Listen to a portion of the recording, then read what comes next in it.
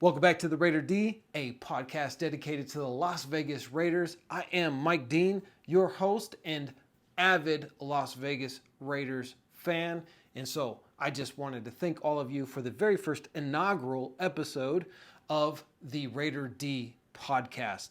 So, as you can see, I am here in my office and I am all alone. This is the very first podcast. So, we're going to be talking today about training camp and preseason that's coming up right now.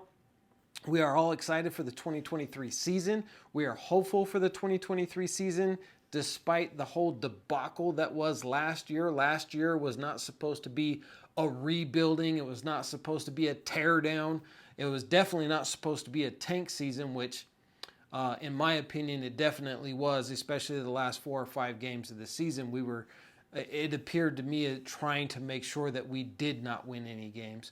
And it was very, very difficult for me to understand why that they would do that.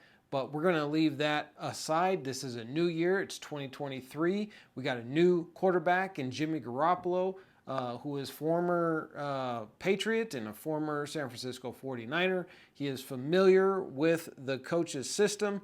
And so he's supposed to be an upgrade over Carr. However, I do got to say, guys, in training camp, in the limited amount of training camp that he's been in, because he keeps missing days and leaving early, he has not looked good, guys, not at all. I believe that yesterday between yesterday and the day before, his last 2 practices, he had 7 interceptions. 7 in practice. So I'm really concerned, how is this guy going to be able to perform when it's a real game and it's win or lose. It's not even a practice, because in practice, you know that they're not going quite as hard as they're going to go in a real game. So it's a big question mark for all of us. How's he gonna perform in the upcoming season? Is he actually going to be an upgrade over Carr?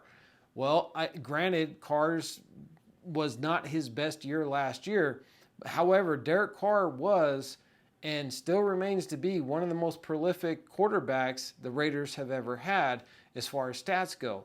And he had the most fourth quarter comebacks of pretty much, I think, definitely any Raiders quarterback, but I believe he was on top or pretty close to it amongst all quarterbacks in the league.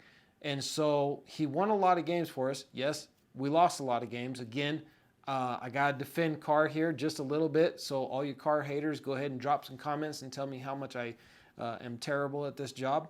But I got to say that Derek Carr didn't always have the best defense. In fact, he never had a good defense the entire time he was with the Raiders. And so that makes it really difficult to win games when you get a lead and your defense just gives it up. I can't tell you how many times I was watching a Raiders game when they were back in Oakland or even in Vegas, and Derek Carr would drive the team down the field. We'd score a touchdown. We'd be up by 4 points, and there's only 45 seconds left on the clock. We got this one in the bag. It's a dub. We're just going to stack up these dubs. And then the defense goes out there and gets obliterated by terrible teams, and they score a touchdown and win the game. Is that all Derek Carr's fault? No, it is not. Derek Carr did his job the best that he could. He had really good years. He had some off years. Definitely last year was an off year, but I can't blame that all on Derek Carr. I blame that on the new coaching staff. And I think the scheme was just wrong for Derek Carr. It didn't really fit what he needed to do. And therefore, it just didn't work out. So am I mad at the Raiders for moving on from Derek Carr?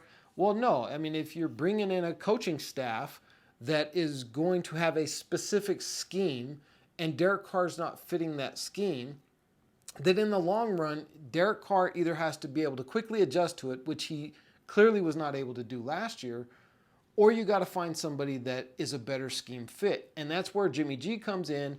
And I think, honestly, this is why they didn't go after Aaron Rodgers. Aaron Rodgers does not fit the new Raiders scheme, the Patriot way. That's not Aaron Rodgers, okay?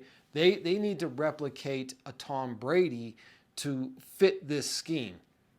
And so Jimmy G, he's supposed to be a better scheme fit.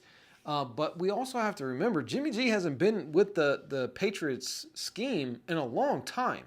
He's been a San Francisco 49er for what, 6-7 years now or something like that. Go ahead and correct me in the comments because I'm pretty sure that number is incorrect because I don't follow the San Francisco 49ers, sorry.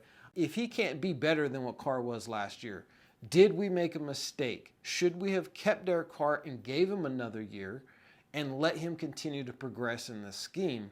Josh McDaniels and Derek Carr, did they really start to have some cracks in their relationship? It looks like to me around mid-season they really started to have some differences. And I think overall Derek Carr really started to take things to heart. And there were definitely some players that were a little suspect in their efforts for the Raiders last year. One of them was in the tight end position, but we'll go ahead and leave that one alone. I think the injuries that he had, were more of, hey, I just got a big payday and I don't really like the scheme and I don't want to learn the scheme. And I also don't want to look bad, so I'm just not going to play because I got a hamstring pull. But, we'll see how he does with his new team, the Giants, I believe. But yeah, that's where we're at right now, guys. Is Jimmy G going to be better than Derek Carr? Go ahead and drop a comment down below. Let me know. Do you think Jimmy G is an upgrade or do you think he is not? Now, with that being said, we got to move on from the quarterback position over to the running back position. And of course, we are talking about Josh Jacobs. Is Josh Jacobs going to be a Raider? I got to say at this point right now, the way things have turned out, it is like 90% certainty that he will not be a Las Vegas Raider this year or in the future. I think the relationship between him and Josh McDaniels and the GM has gone so sour, and there's been so much crap talking about Josh Jacobs that why would he want to come back? And I know that Devontae Adams is trying his hardest to get JJ back to the team. And we all love JJ and we all want to see him back on the team. But at this point, with the management situation going so south and his contract deals going so south and him feeling probably pretty disrespected by them, is it actually better for him to come back to the team? Even if he comes back game one, signs his franchise tag, collects his $10 million, is he going to play like a $10 million running back? Is he going to do what he did last year? Probably not. I mean, I don't see in his character that he's going to pull some, I got a hamstring, I can't play for 6 or 7 games. I think he will play, but I don't think he's going to put himself in jeopardy because he's got to think about longevity. So we're not going to get the best out of him. I think the management of the Raiders, the front office, has completely ruined this opportunity. They should have given him a long-term deal, but they also should have had some outs in there just in case if he's no longer able to perform, then they can get somebody else in there. But at least they should have signed him to a 2-year guaranteed deal. This kid is still young. He is in his prime. He easily has, as long as he stays healthy, a good 2 years of being a 1,000+ yard rusher. And he's gotten better at receiving. I mean, my God, did you see some of the catches he made last year? It was insane. This kid has gone from not being able to catch a ball when he first came to the NFL to almost being like a receiver or a tight end or something. He's just catching balls all over the place. So I honestly, guys, I think we got to be the bearer of bad news. Most likely we're not going to see Josh Jacobs back. I think he's going to push it. He's going to want to go to another team.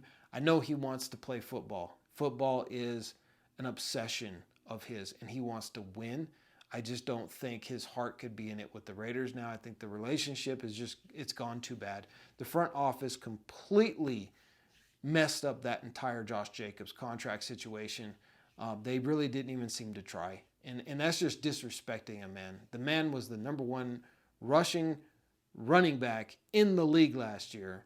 And I mean, the games that we did win were pretty much because of him.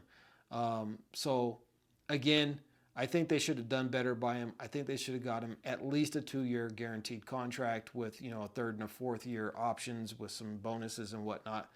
They didn't do it, and now he's probably not going to be a Raider. So that's going to conclude today's first inaugural episode of Raider D Podcast. I hope you guys enjoyed it. If you did, go ahead and subscribe because we're going to be doing this quite often.